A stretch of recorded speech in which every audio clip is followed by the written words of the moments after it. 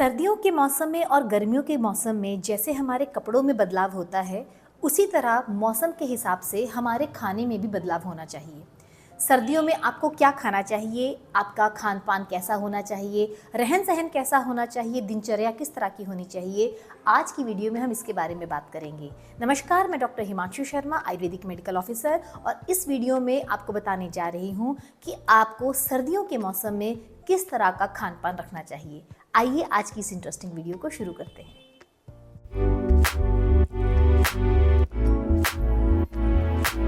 सर्दियों के खान पान से पहले हमें अपनी दिनचर्या के बारे में जानना भी बहुत ज़रूरी है, क्योंकि सर्दियों में दिन छोटे हो जाते हैं और रातें लंबी होती हैं। इसलिए कोशिश कीजिए कि जो सर्दियां हैं उसमें आप द्विकाल भोजी बने, यानी सिर्फ 2 बार भोजन करें। ऐसा करने से आप देखेंगे कि आपका खाना जो है वो आपको बहुत अच्छे ढंग से डाइजेस्ट होगा। सुबह का नाश्ता सुबह उठने के 2.5 से 3 घंटे के बीच में कीजिए।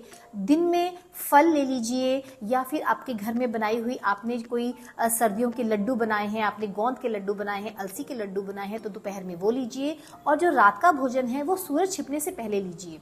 ऐसा करने से आपका जो डाइजेशन है वो अच्छा रहेगा, और साथ साथ में आप जो भी पौष्टिक भोजन इस सर्दी के मौसम में लेते हैं वो आपको ढंग से डाइजेस्ट होंगे और आपको उसका पूरा न्यूट्रिशन भी मिलेगा। विंटर सीजन यानी सर्दियों के मौसम में 3 तरह के अनाज खास तौर से लिए जाने चाहिए। पहला, बाजरा। बाजरा अपने आप में एक उष्णवीर्य अनाज है, यानी इसकी तासीर गर्म होती है, लेकिन ये थोड़ा सा ड्राई नेचर का होता है। रुक्ष होने की वजह से आप जब भी आप बाजरे की रोटी खाएं तो उस पर घी जरूर लगाएं, नहीं तो ये आपको कॉन्स्टिपेशन यानी कब्ज की परेशानी कर सकता है। इवन इसकी डाइजेशन में भी दिक्कत हो सकती है।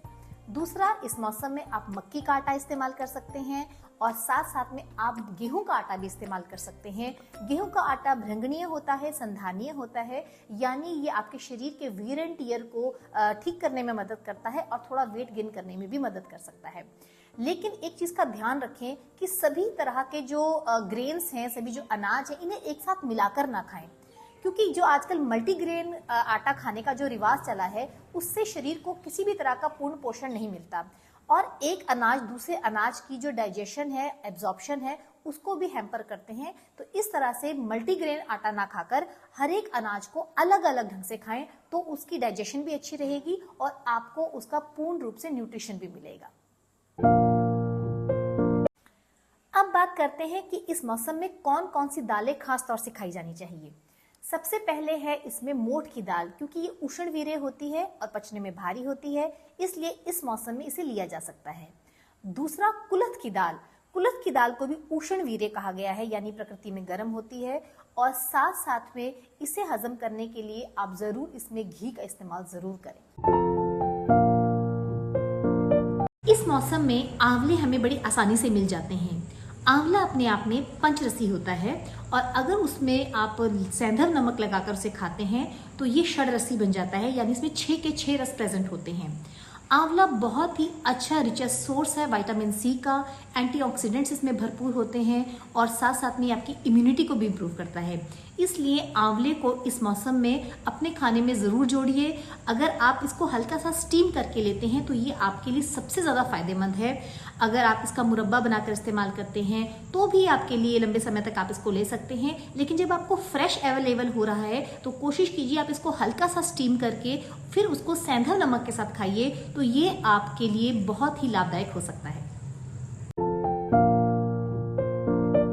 इस मौसम में बबूल की गोंद में आप अखरोट, तिल, अलसी, बादाम, इन सभी को मिलाकर, खजूर के साथ मिलाकर इसके आप लड्डू बना सकते हैं, जो बड़े पौष्टिक रहते हैं, और साथ साथ में इसी मौसम में इसको डाइजेस्ट भी किया जा सकता है।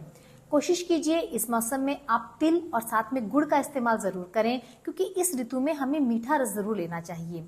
तो आपने देखा होगा कि हमारे इस सीजन में गाजर का हलवा, मूंग की दाल का हलवा आमतौर पर बनाया जाता है, लेकिन इस बात का भी पूरा ध्यान रखें कि आप जो भी ये चीजें ले रहे हैं, ये क्योंकि पित्त को बढ़ाने वाली होती हैं, पित्त प्रकोपित करती हैं, तो आपकी प्रकृति कहीं पित्तज तो नहीं है। अगर आपको खाना खाने के बाद जलन महसूस होती है, एसिड बन जाता है, या आपको यूरिन में कोई बर्निंग महसूस होती है, तो आपको इन सभी चीजों को कम मात्रा में लेना है और किसी आयुर्वेदिक फिजिशियन की गाइडेंस के अंडर ही लेना है। सर्दियों के मौसम में आप दही भी खा सकते हैं।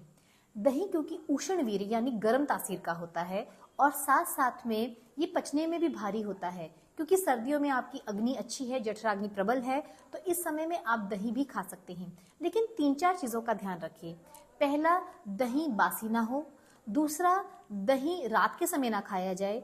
तीसरा, दही में नमक मिलाकर ना खाया जाए। और इस चीज़ का ध्यान रखें कि दही को लेने का सही तरीका ये है कि दही को या तो आप मिश्री मिलाकर लें या फिर इसमें आप मूंग की दाल के साथ इसे ले सकते हैं या इसमें शहद मिलाकर ले सकते हैं।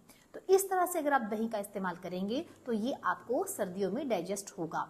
एक चीज़ का और ध्यान रखें, अगर आप किसी बीमारी से जूझ रहे हैं यानी आपको रूमेटॉइड अर्थराइटिस है या आपकी डाइजेशन ठीक नहीं है तो आपने दही का सेवन अवॉइड करना है।